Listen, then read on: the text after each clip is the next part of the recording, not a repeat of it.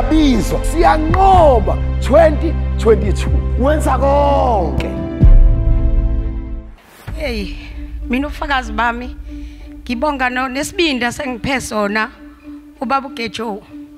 Ngomhla 20 mina bengcwaba ingane yami. Bekufanele ngifakaze ngesonto ngomthetho. Kwakhona kwathi kwashuthi ngisanda kufihla. Sengithi manje ngihleli lapha ngiyasho ukuthi hayi ngeke ngidla amandla baba. Ake ngisukume ngifakaze.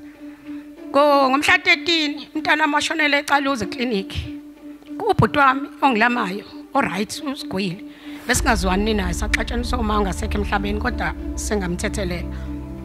Aqhamuka ubhuti wami athi sisanikaqedi. Ngithi mina sesiqedile athi ngizokulanda. Ngivele ngibheke phansi ngithi dlala Gejo. Hayi asilangilanda ngesekhaya. Ma ngakusasa fanele ngigibele mina ngwase France. Ngibele ngibuye ngize eFrance. Mangivuka ekseni usisi wami uthi ubhuti wakho ushiye nayo imali uthe gibele ngaphinda futhi ngadlala Gejo. Hayi kuqhubekeke ngihlaleke uhamba o-ANC ubenama meeting ngeweekend sangakwazi umngcwabo umfana ngeweekend sesimngcwabo mhla 20. Hayi ngomhla 20 umfana wami ayiwahamba kahle kubhlungu kona kodwa wahambisa ngazi kwani emngcwaba yena ubhuti wami. Wawuphatha umngcwabo wengane yami bandla. Naye la ikhona ngiyabonga amavundlo omkhulu. Siqeda ukungcwaba bese yabuya ngolesine kuzoba uChristmas ngomgqibelo ngolesihlanu. Afika ubhuti wami angithi vango 800 athi dadewethu siyothenga nawo uChristmas ngoba ubungena Christmas. Ngithi nje ngiyabonga esithunyeni samageja nesibindi angiphe sona ngishonelwe ngakwazi ukuze esontweni ngesonto namhlanje ngila futhi. Ngiyambonga sithunyeni samageja. Cela singiphe isibindi siphinde singiphe isibindi lese esesingenze ngakusona ngisakhala sengimukele. Bekukuphela kwakhe lo mntwana ongishiyile. Ngiyabonga Gejo. Hlala Gejo. Nkosi yami, amen. Cela ukubambela abandla. Ngiyanibingelela nonke egameni lenkosi yethu Jesu Kristu. Ufakazi engizobuthula la ubangonyaka odlule. Kodwa uhlalele nokufakazi bami isikhathi eside kangaka. Angeke ngiwandle amandla omprofeti bengibambekile umsebenzi. Ngathi noma ngakuthiwa yinini mangiya ngofike ngibuthule. Sofikile ngiyabucela. Ngonyaka odlule bekuNovember kuthiwa siphatha inhlabathi yasegcekeni. Ngayiphatha inhlabathi wayikhulekela umprofeti sonke la kwakuyisonto. Wasinika isonto lonke wathi asihambe siyokhuleka kuyona ngo12 ngaphandle ngenza konke okushiwo. Ngakhuleka kuyona waphinde washaya isonto wathi asiyibuyise ngayibuyisa. Ekhaya besinenkinga amagundane edle ifridge abhola imbobo angena kwi-deep freezer adle yonke into. Hayibo mbukeli nawe emlaleli lapha eRadioweni ukhuluma ngamagundane. Uyacabanga ifridge ngala ngemuva linothayela lamagundane abhora ifridge elinothayela elinomesonite ayabhodloza ayangena ngaphakathi endaweni ebanda. Hlobona unsisi wami lamagundane lawo. Igundane bethi maliqhamuka kube wena obalekayo. Ayibo. Bese kunzima nokuthi uthenge okuyinyamana ngoba phela manje mokuthenga ayiguguluda yonke asho yamathambo. Hayibo. Bese uthi mangabe uzothenga ishebo nje uthenga uzosipheka ngalelo langa siphele nangakusasa uphinde uthenge lokho. Hey mbukeli wami mhlamba uzwanga kahle kuthiwa leli gundane bekuthi maliqhamuka wena umuntu bewukhetha ukubaleka ikati ubuthi mongabe ulifuya namhlanje in next minute lisuke resignile la kwakho noma uthi ulibekela ubisi lisuke libo. Ya ngafika ke la ngenza kumhlabathi loyo laphela isonto ngaphinde ngawubuyisa waphinde wakhulekela umprofeti wathi uthathe lo mhlabathi asuthathe lo mhlabathi ubeke emakhoneni omuzi wonke. Angikwazanga ukuthi ngubeke emakhoneni omuzi wonke igcobo zofozo ocingo kodwa ngawubeka emakhoneni endlu esihlala kuyona ngoba sihlala sibaningi ngabeka emakhoneni endlu sihlala kuona. Kangangokuba namhlanje lawo magundana ngizange ngize ngiphinde ngiwabone selokhu ngawagcina ngaleso sikhathi. Sase sibuzana sonke ukuthi hayibo inyama yahlala efridge abasekho abanikazi befridge okunanamhlanje nje.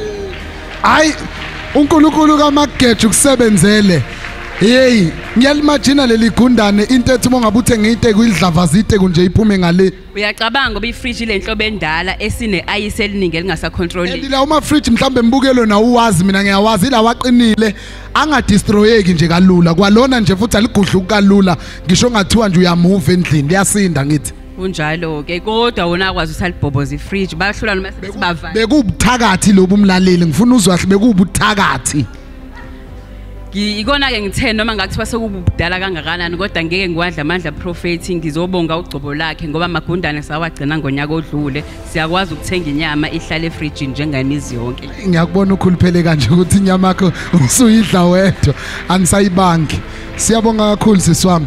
Hey uyasebenza lo baba angazi wena ohleli ukuthi uhlaleleni uhlushwa kamagundane kwena usiquiza kunabantu abasizakale kuyimbodla zamagundane amagundane amakhuluphele. Enye into eyasilimaza kakhulu yikho lokho ukuthi sijahe indawo esingayazi sihlulwa yile siyazi. Sihluleka emhlabeni esiwaziyo sijahela singazi khona. Siyazonda amadlozi akithi lawe esiwaziyo sifuna lawe singawazi. Siyakuzonda okwethu sifuna lokho ongasikho kwethu. Siyayizonda into zakithi athi ngikwenzela isibonelo.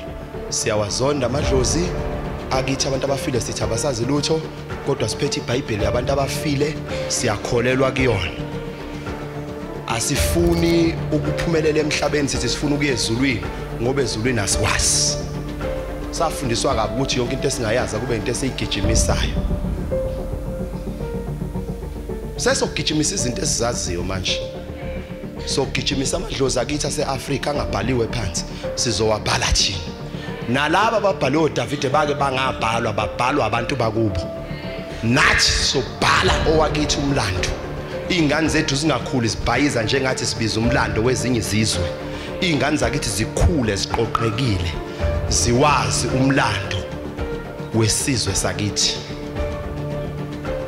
Singami sifunana nokwabezizwe because the honest truth ithi we are confused.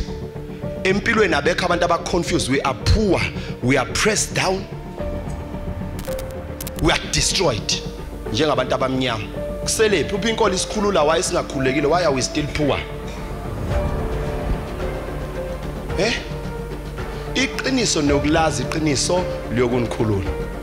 Yonke into efika kuwe ingalona iqiniso ubozwa ngokuyisense ukuthi nansi into ingibopha. Le nkolo esikholayo beyingalona iqiniso ngoba besikholwa sesaba sigcwele ifiye sesaba ngisho ukufa cishe ngafa ngoba awazi noma uyezulwini awazi noma uyaphuphilela ukwesaba. Ugonwe i-condemnation every day. uNkulunkulu izathi angakubusisi ngobudla izono. Tshelwa omunye naye odla izono. uNkulunkulu wena akakwenzela lezi zinto ukuthi wena izathu sakho uyajola. Hlangana apho ucela imali nokujola. uNkulunkulu ngicela imali ungena apha emjolweni wami. Sihlali sihlanganisa izinto ezingahlangani. Siyisizwe esimbe esilandele emva kwezinye izizwe. uNkulunkulu listen let me tell you something. uNkulunkulu wasinika imfihlakalo yokuthi wonke umuntu ohamba emhlabeni uphinda abuye emhlabeni ngoba umhlaba ungowabantu. Akusiwona kaNkulunkulu. Psalms 82 unikele umhlaba emadodaneni abantu. Izulu lingelakhe. Shiya umuzi wakho ubhizi ufuna ukubangisa uJehova ezulwini lakhe. Akekile emhlabeni awufuni ukuhlala la kwathi wahlala khona. Oh Nkosi mangase ngihambe ngiyezulwini uyapha ezulwini. Ngoba wakhelwe umhlaba. That is why labantu abanye nithola ukuthi ufe before time. Uhlangane nomuntu ethi uyazi ngibona uSibani nithi hayibothula wena uSibani akasekho emhlabeni bewuphupha. Kanti umbonile life. Khona umyusi sengizomletha la next week waselindelana wafa for 4 days. Ngiyambuza ngithi wabonani? Uthi ngafikela emndenini wakithi ngabona abantu bakithi. Ngithi wabuya kanjani? Uthi kwaqhamuka ugogo wami wathi wena bengingakafanele ube la phindele emuva. Uthi mangiphindele emuva ngaphapha. Sengisemoshwali. Akabonanga uGabriel lo lindwe wena. Akabonanga uMichael lo lindwe wena. Wabona abantu bakubo ngoba noLazarus uJesu mayenza umzekeliso uthi uLazarus wafa wayesifubeni saAbraham ayezulwini esifubeni somuntu wakubo waya kwaAbraham.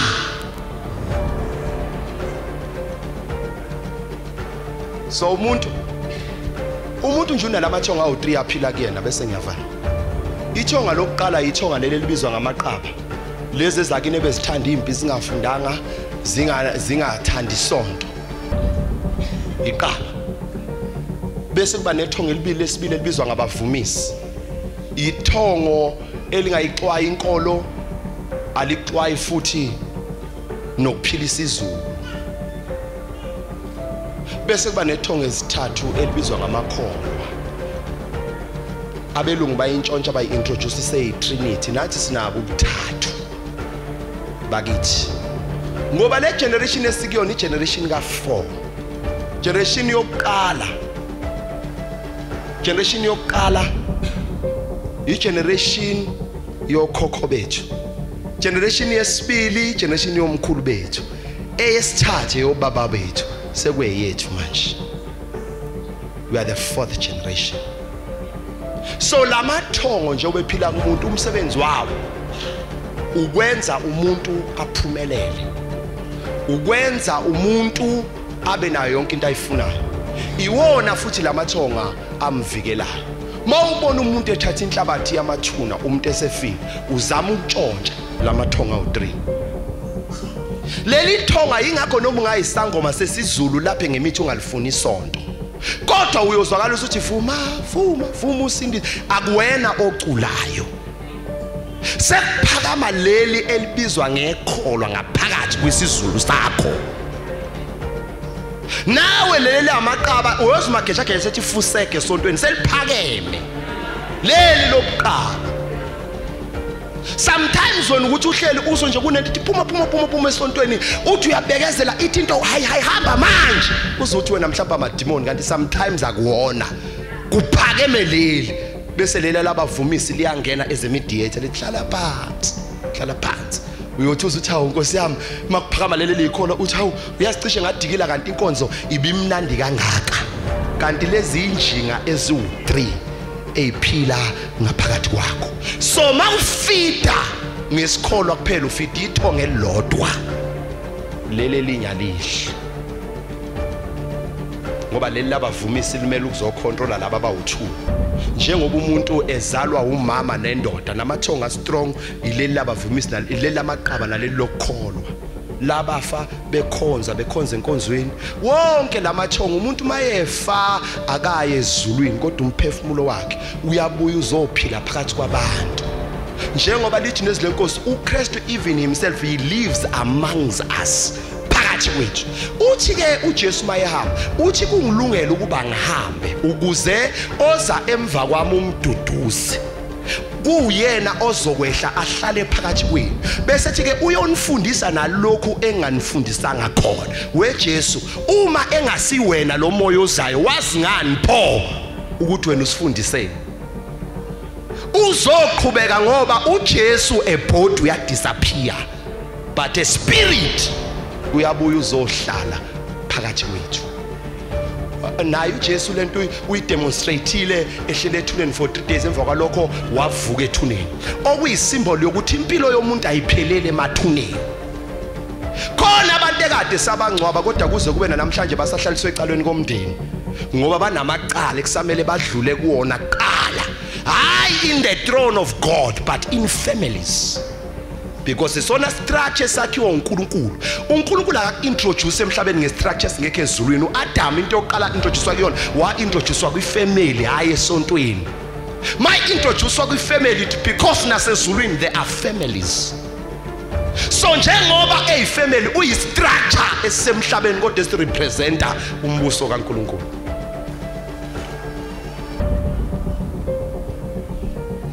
Inkunzi magatsha ke. Yabona?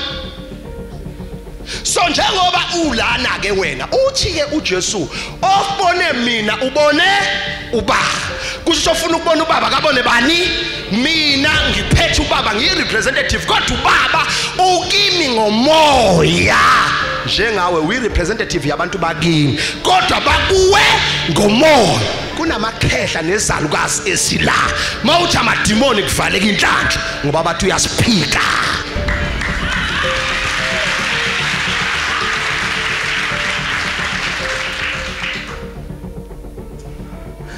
ngathi ngibonise i-representative yabantu bakini yindaba mabefa ngecancer nawe usindiswe kodwa une-cancer because ukusindisa akukushintshi imvelaphi yakho. Wonke umuntu uvela kwifamily ngisho uJesu. Listen, ingane akuyona yakho baba, mawunengane akuyona yakho mnomzana. Ingane iyisipho samathongo. Niyangizwa? Noma ingazalwa ingabi nababa. Nganitshela ngathi khona obaba baxoshwa amadlozi ngamabomu. Baba wakhe bambona ukuthi sinapho yangana akumele lengane inherit again. Bavele bayithatha lengane yabaleka nonina yangaziwa wahlukana bazondana. Kanti ngesikhathi bezondana iyakhula. uShaka ukuze abe inkosi walahleka noNandi unina. Waya kwi-exile unina waxoshwa kanti kuzogrunywa akhulele ebuthweni lakaMthethwa. Akhule kwibutho elistrong kunebutho lakubo. Ukuze azothatha ama strategies okulwa izimpi ngoba ibutho lakwezulu lalisaba ibutho elilodwa ibutho lakaMthethwa. So ukuze ibutho lakwazulu overcome yonke into uNkulunkulu introduce uShaka bayam-exile kanti ngesikhathi bem-exile still ama ancestors purpose. Nothing just happened. Phela ubani ukuthi umuntu owedlusi lengane uyikhulise wedwa kodwa sikhulisa iqala kuzoma kanti ubaba uphi ubaba akuyona. Abanikazi sekuyisikhathi sokuthi bahlubulundele baphafumuke sengathi bangadlubulundela kwingcebo kuthi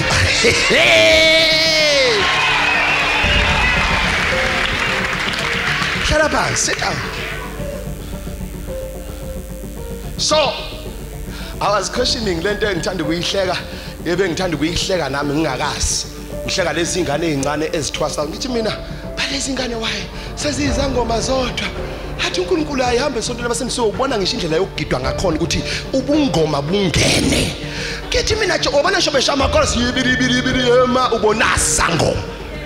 Ngithi kodwa Nkosi kwenze njani uthi uNkulunkulu cha kule generation yesine amathongo angeke alale aphumule kodwa azofela njengoba kuthwasa ngisho kuna 12 yiwona yahlubulundela manje awasabambeki ngoba isikhathi sokubuyiswa komhlaba isikhathi sokubuyiswa kwamagugu esizwe ngoba isizwe siyisizwe ngama ancestors ngamathongo aso.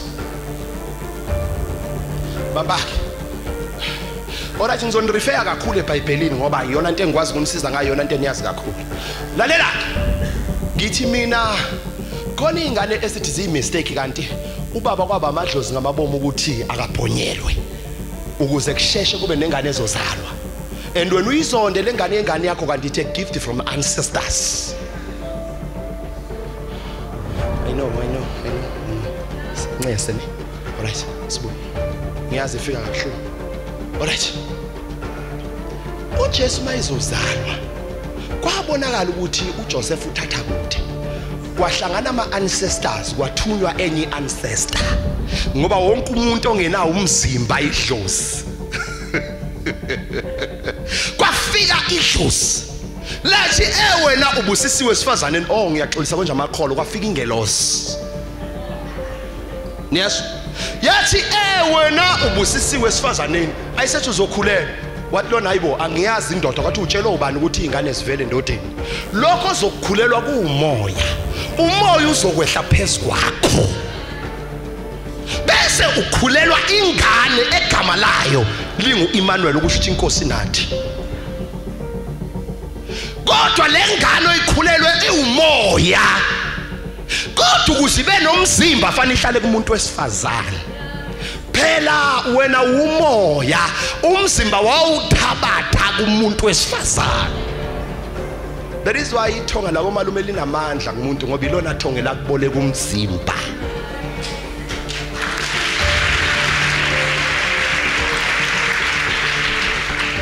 Alright. So ke lamathongo wonke azela into eyodwa uNkulunkulu even wena ngesikhathi equipa wakunikeza amandla afanayo namandla kulamathonga. Amandla onawo nemandate yodwa isimple. Hlala emhlabeni kodwa ubusa umhlaba. Kukhona ke abafa bengaqedanga ukubusa umhlaba. Alright. Akena wonke umuntu ofa ngoba isikhathi sesiphelile nethu. Abanye baya recallwa nje. bona sebhede kakhulu uzoqhubeka amoshe ngcono bamlandi ngoba idlozi lakithi angeke likwazi ukubulala umuntu wakaphungula. Alright, mhlawumbe ngicacisele nakulento ukuze wazi ukuthi noJehova shaya kufanele shina kanjani. Alright, ufika uma Mphungula enze intembi kumina. Mayiqeda ukwenza intembi bese mina ngiyahamba ngiyobika kuma ancestors akithi. Ama ancestors akithi bese ehambe eyobika kuma ancestors akaphungula ukuthi nangu umntwana wenu ehlukumeza abantu. Njengoba nje uzela kumina, uzela ukuzosizakala ngithi. Into ekuphushile iyokuqala yidlozi lakini. Elixhumane ungeza mina sengutshela ukuthi wena you spanman, how do I know? Ngitshelwa yidlozi lakithi ekade line meeting nedlozi lakini. Lathi sizothumela umntwana wethu. Yabona nje ububhorekile nje ubhoreke kodwa uthunyiwe. Cabanga. Njengoba ungalaleli ukhuzwa nje akuyona into isele la. Idlozi lakini lipopole isifo sometimes esingakafiki. Kuthi khona ukufokusayo la seligijima likuthuma lithi sacela ukuthi nina bako mageja nisiphi impande ezosisiza kulosi sigulu ngoba siyazi ukuthi njengoba siphila nani ngomoya kodwa uNkulunkulu wanipha impande ethize and le mpande itholakala kwamageja kuphela. Bese ke idlozi lakini liyaqhubha uvuka ekseni wena ulalela iredo uzokuthiwa busisa amanzi wabusisa amanzi uqala uwasebenzise idlozi lakini lenze show ukuthi uyasizakala khona uzomotivateka ukuthi uye lapha kwamageja motivateke kuse ngesonto uze la kwamageja ngesikhathi uhlela kuhleli wena umzimbo wakho kodwa ama ancestors yingakho uthi uhleli uzinto ethi ungathi ungamemeza awuhlanye ekhanda ibona bamukela lento abayiswayo ukuthi kade salidinga usizo nangu umuntu ekade samfuna ukuthi uzosiza. Alright. Okay. Alright. Bambake ngesikhathi ufika kimi ngizokusiza mina ngivele ngifike ngidlale ngawe ungakusizi. Ngesikhathi ngidlala ngawe idlozi lakini lihambe lidangele liyo report. Lempande sifuna yasitholanga. Ufike kwadlalwa ngathi. Bese amathongo report ebemaningi egangwa ngawo. The reason why abefundisi they die before time abaningi. Ngesikhathi seliripotiwe bese leli lamageja lithi kungcono simthathe ngoba lento ayenzayo esamnika yona udlala ngabantu aqhubeka kumageja for 10 years athenga imoto athenga imizi abeyisigwini kanti idlozi lisane meeting ngendlela azorecallwa ngalo abe kwi accident avele ashone kanti urekholiwe athathwe eyohlaliswa ngaphandle komndeni alinde ukuthi kuze kube idate yecala lakhe. Ngesikhathi ke icala lakhe lingakathethwa phela umageja uyakwazi nje emhlabeni avakashe emhlabeni bese mawuhlangana naye uthi ngibone isipoki kanti akusona isipoki umoya womuntu orecallwe before time emhlabeni. Alright, maye kade ethathwa kade ethanda isex sexual addict. Siyaqala uyaphuphulala nawe. Abakangena abathakathi kule ndawo. Kusewuyena ezofeza ama desires akhe ngoba uhamba inamba yeinsuku ingalaphi.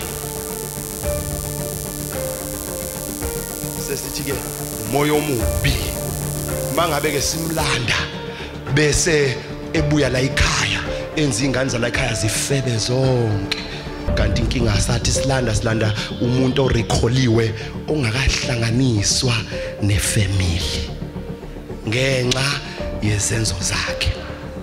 Listen, ingakho mase kunezinto ozifuna serious kumathonga kini uyayiyeka isex ngoba isex mola nomuntu esifazane kuyenzeka ube ne discharge.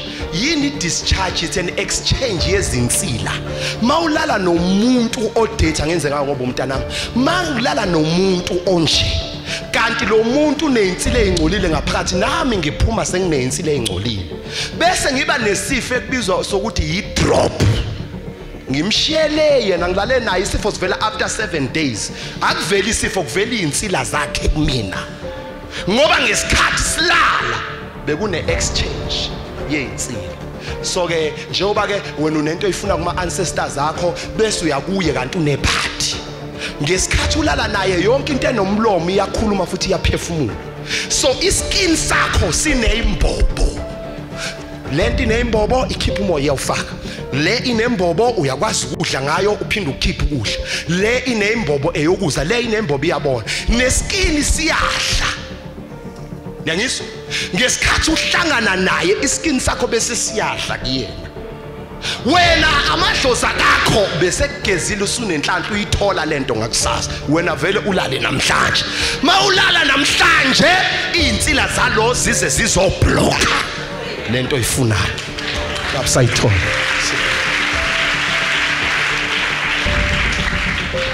Ngakho ke mase kunento oyifuna ngempela uthandazela indlu uyama naso cansini. Ngono ngamani wenze utshole ngefoni kodwa ungahlangani ngomzimba.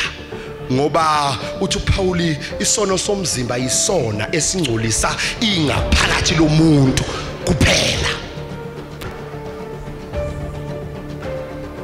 So ethuke kamathongo ahlehle bese uthi wena njalo izinto zami zifike zize bese ziyabaleka. Who are you sleeping with?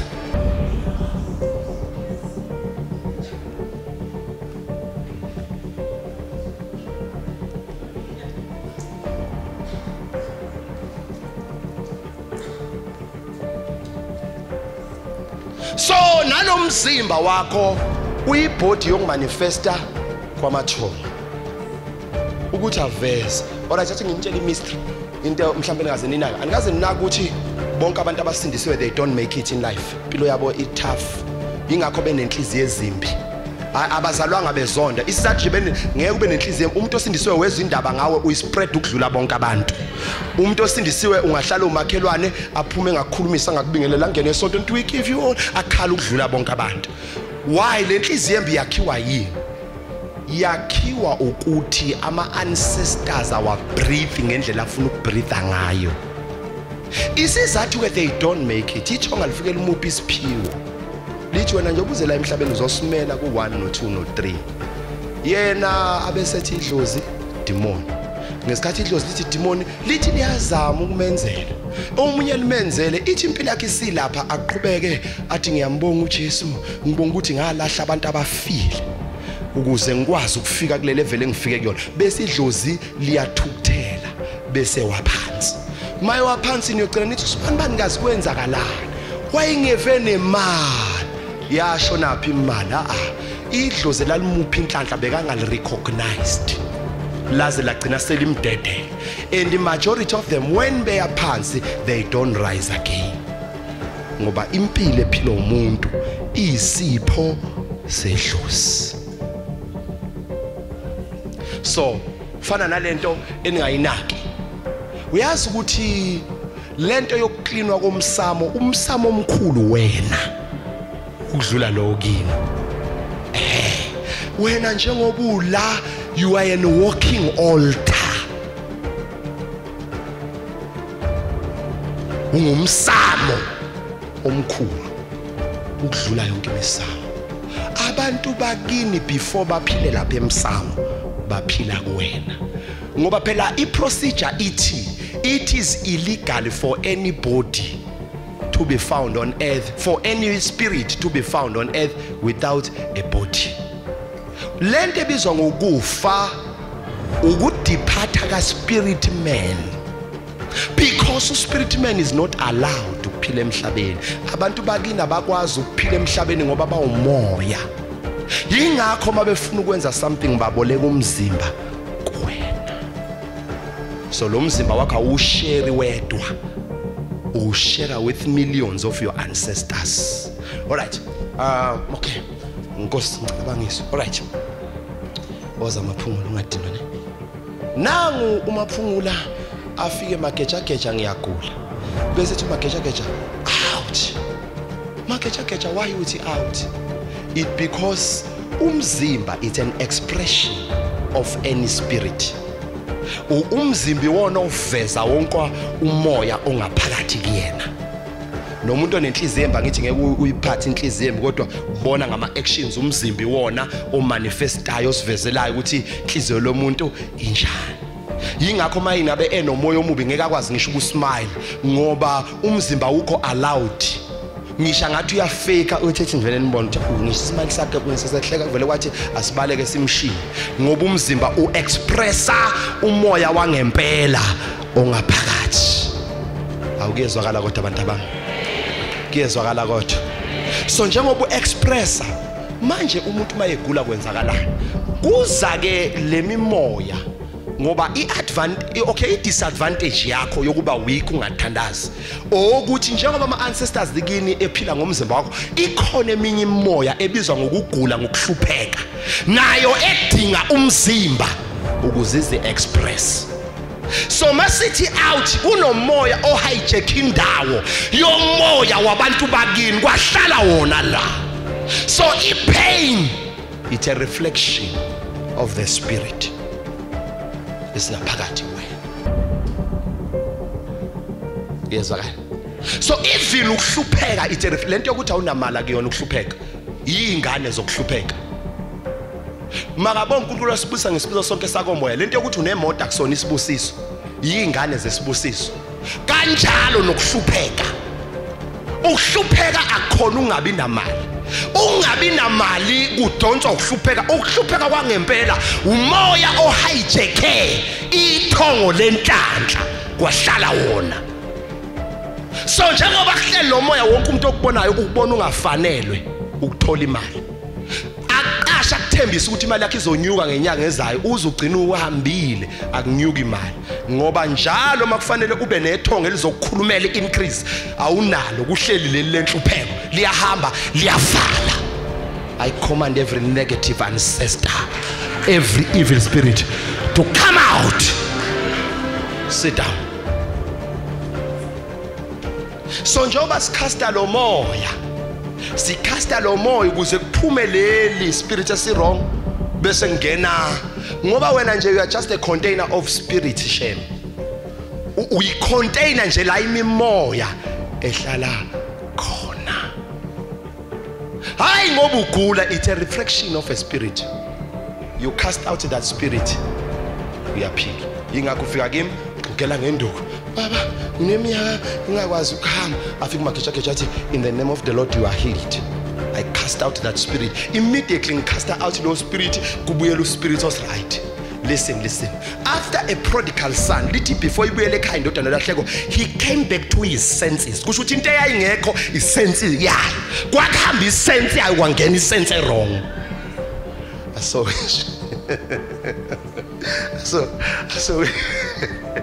wish ngathi ngabe ngizwa kahle. So it's an exchange of senses ngesikhathi iphuma ekhaya bona babona umzimba uthi baba ngisacela ukuphuma kanti sengena isense wrong driver out ekhaya njengoba nani kini kwangena isense wrong yan driver out of prosperity.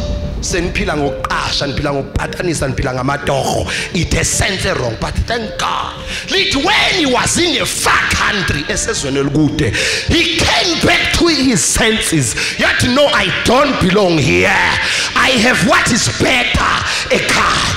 I pray and I prophesy may you get back to your senses. Wazalelwa izinto ezinhle hayi izinto ezibhedayo. It's time to drive out every evil forces. Failure is not your portion. Sickness is not your portion. Poverty is not your portion. It's time to rise. God is about to do a new thing. I prophesy in your life by this time next week you will come back to your senses. Your finances will come back to you.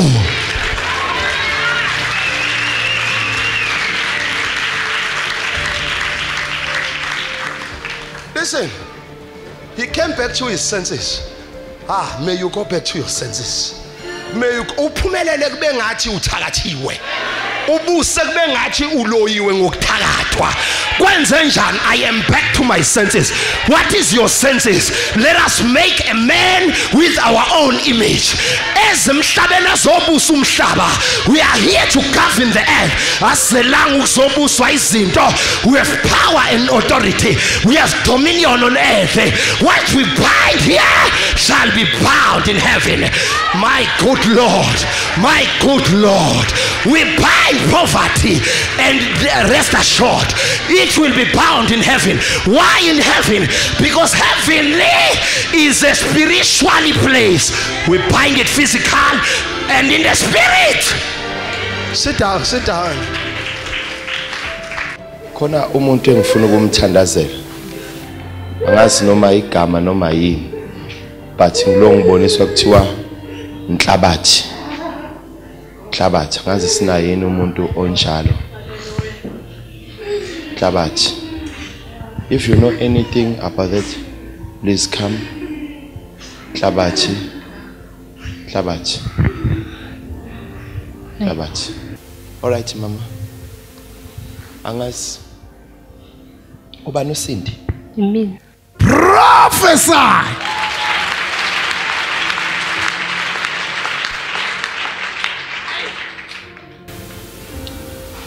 Angazi ngibona into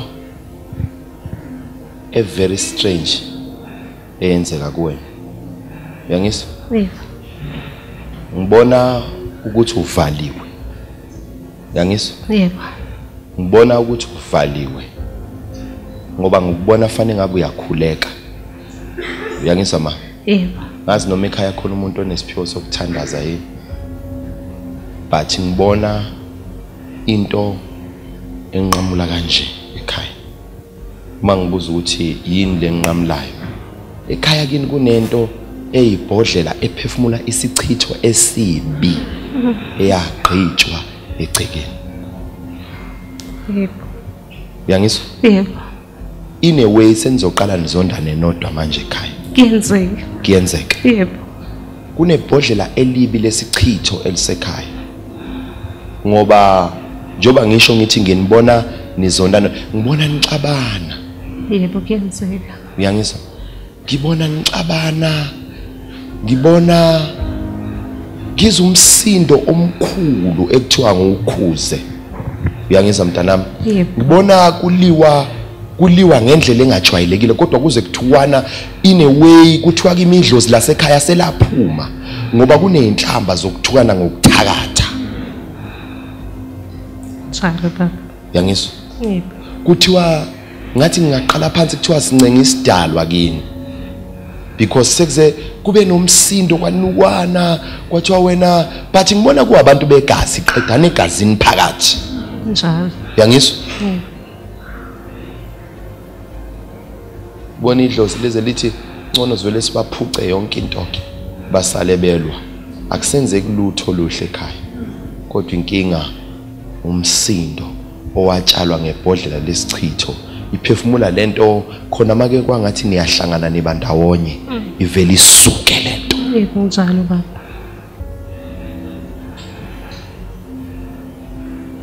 Kakhulukazi ingane zami baba.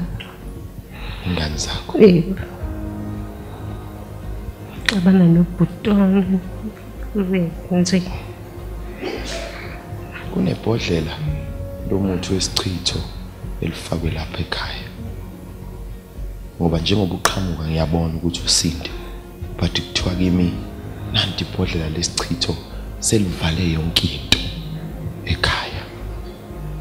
Kodwa ngifuna ungitholela amabhodlela eoil ayi4. Uyangizwa? Abomvu ayi4. Uze nawo ke.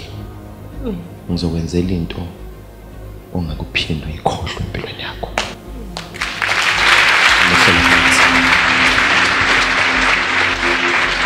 They shall not kill you, don't worry. Angeke bakubulala. Amen baba. Bazoza beguqe ngamadolo bazoxolisa.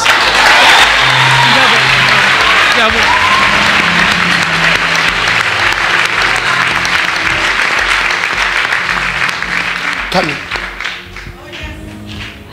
Bakuthreatenisha ngama message. Yebo baba.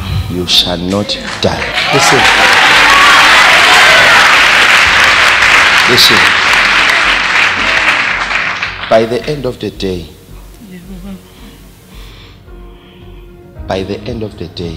Amen baba. Ufuna babuye bazoxolisa. Ngiyabonga kakhulu baba. Abahlangene nawe. Abahlukane bodwa. Ngiyabonga kakhulu baba. Abala nempilo yakho, abale bodwa. They supposed to kill you today. They supposed to kill you today. Yebo baba babhale kanjalo kwi message. Babhale kwi message ukuthi bafuna ukukubulala namhlanje. Bathi ngeke ngisadabula baba. Bathi ngeke ngisadabula. Ngihleli lapha yaba. Ngene message usesontweni ithi ngeke usadabula. Yebo baba isho njalo. Abahlangene ngawe namhlanje. Yebo baba. Ngiyabahlakaza. Shaya Jehovah. Do something, my prophet.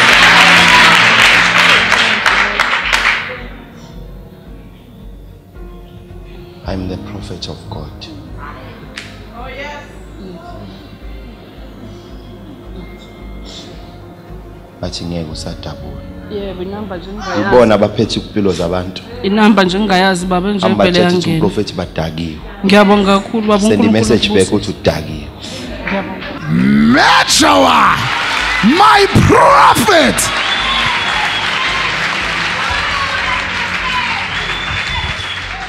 Listen. Omunye unyaka lo. Omunye unyaka. Mama. Wena. Mana ngiyawu zakho. I'm seeing God is saying I must pray for you because you are about to lose a son. Amen. Yangizwa? Amen. Ngibona ingane yomfana. Amen. Yangizwa? Amen. But I see lengane igroup nabantu abarong. Amen. Yangizwa ma? Amen. Ngibona ama drugs. Amen. Yangizwa ma? Amen. Kodwa kuthiwa kimi you are about to lose a son. Amen. Woza lama.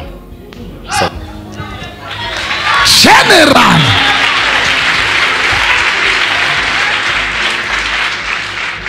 Mama. Kuthiwa kimi you are about to lose a son. Amen. Angazi nengane yomfana noma unayo kodwa kuthiwa kimi mama you are about to lose a son. But ngibona igroup wrong. Nansi baba ngihamba naye. Uhamba naye. Nansi. Woza la uphi? I guess. But ngibona ama drugs, ngibona igroup wrong. Uyamazi mama? Ngiyamazi. Yangizwa ma? Kuthiwa I need to pray for your son Yebo. because I see drugs. Amen. Mangibona idakamizwa. Amen. Bese ngibona igroup wrong. Amen. Bese ngibona kunento ethize wrong eyenzwayo. Amen. Bese ngibona Amen. ngibona kuthiwa ngibona ukhala, uthola izandla ekhala. Amen. Amen. Uyangizwa mama? Amen. Kodwa kuthiwa kimi ma kunomuntu owakhuluma amagama wafunga wagomela Amen. ukuthi awunazi ingane eziyophumelela. Amen. Kwathiwa kuyobola isisu sakho. Amen. Sonke. Uyangizwa ma? Amen. Because ngibona ngisho ukugula okungena ekhaya. Amen. Uthi makuthi kusinda lokugulelo, ukuthi kusinda lokugulelo. Amen. Uyangizwa mama? Amen. Khuluma nami mama. Yebo kunjalo baba. Uyayazi into engisho. Yebo ngiyayazi baba. Within 23 days from now. Amen. Unikezwe insuku eziwu-23. Amen. Kuthiwa in these 23 days uNkulunkulu will work on something. Amen. Uyangizwa ma? Yebo. uNkulunkulu khona into azoyenza empilweni yakho. Amen. Ngoba uthi umuntu kimi ngahamba ngize ngikubuze ngamaduku akhe asekhanda alahleka. Uyangizwa mama? Yebo. Ngibona impahla ezinyamalalayo. Yebo. Uyangizwa mama? Yebo. Ezingaziwa ukuthi zishona. Yebo. Uthi umuntu kimi udinga umthandazo wangempela. Yebo. Hayi wokudlala. Amen. Can we pray for this woman? Cela simule izandla zethu laba abanesiphiwo sokuthandaza. Jeremiah 3:15. Sorry to interrupt. Usisi ungitshengisa imessage njengamanje eqeda ngena. Lo muntu akade emthreatenisha ngokumbulala umbhalela imessage uthi mfowethu uthi I'm sorry mfowethu ngeke ngikwazi ukuyenza lento. Bengithunywe umakhelwane wakho.